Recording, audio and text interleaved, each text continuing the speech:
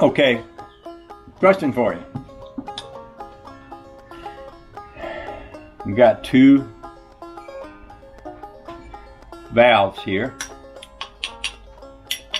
Valves, outlets, inlets. And that is my question. Wouldn't you think this would be marked in and out on these?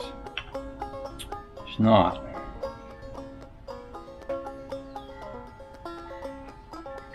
And that's interesting because usually there's like in and out. Now this sits like this with the motor here. I'm guessing the out, and you never know, that could be the in, because it depends on where you expect your fuel to come from.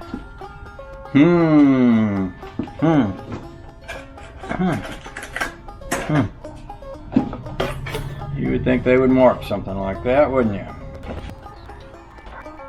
I'm going to guess, based by this picture, the picture shows a different type of setup on it. And that makes me think that based on that this would be the in and this would be the out. One of these is higher than the other. I'm going to have to, probably I want to go do a little online, just look at that, online research and stuff, and see if I can determine which would be which.